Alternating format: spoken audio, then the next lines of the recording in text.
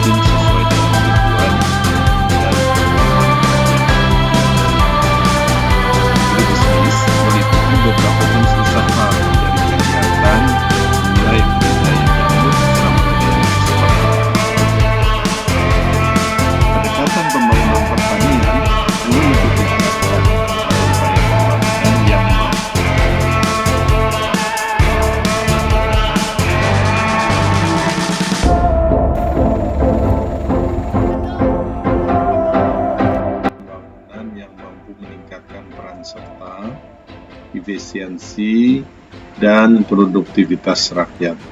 Dengan perkataan lain, pendekatan pembangunan yang menekankan peran serta prakarsa dan kreativitas petani dan para pelaku ekonomi lainnya perlu diganti oleh pendekatan baru. Untuk maksud tersebut, pendekatan agribisnis diharapkan dapat digunakan sebagai strategi dalam pembangunan pertanian pada masa yang akan datang.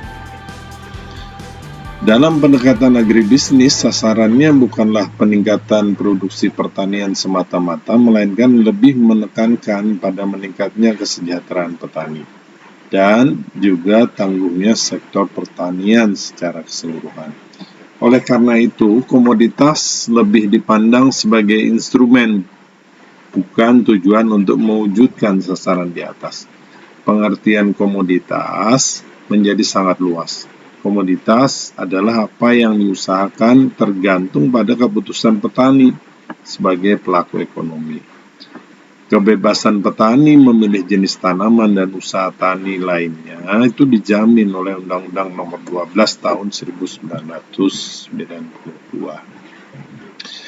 Konsep agribisnis telah dipakai oleh pakar pemasaran hasil pertanian sejak tahun 70-an. Keadaan ini didorong oleh sifat natural dari komoditas pertanian itu sendiri, yaitu mudah rusak, perishable, bersifat musiman, seasonal, dan mudah dikontrol oleh manusia, controllable. Dengan diaplikasikannya pendekatan agribisnis, maka simpul-simpul usaha tani, agroindustri, dan pemasaran diharapkan dapat berinteraksi dengan baik.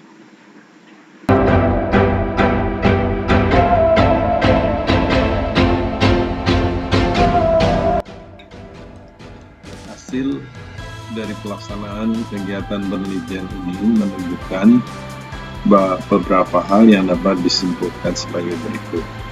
Yang pertama, bahwa tahap adopsi masyarakat di wilayah Hulu Sungai Selatan, Kabupaten Hulu Sungai Selatan ini terhadap pengembangan sistem agribisnis pada umumnya masih berada pada tahap penilaian atau evaluasi. Kemudian tahap adopsi masyarakat ini ternyata berbeda-beda bila dilihat berdasarkan pengalaman berusaha tani mereka. Penelitian ini menunjukkan bahwa pengalaman usaha tani yang lebih lama cenderung memiliki tahapan adopsi terhadap pengembangan sistem agribisnis yang lebih tinggi juga, yakni lebih mendekati tahap adopsi. Untuk pola pembinaan yang lebih sesuai dengan kondisi sosial dan tahap adopsi masyarakat Hulu Sungai Selatan secara umum adalah meliputi paket kebijakan yang menghilangkan faktor penyebab tidak berkembangnya sistem agribisnis masyarakat, menghadirkan dan mengembangkan faktor pendorong, mempromosikan dan mendorong kepeloporan kelompok masyarakat tertentu, dan memilih sistem agribisnis yang diminati oleh masyarakat.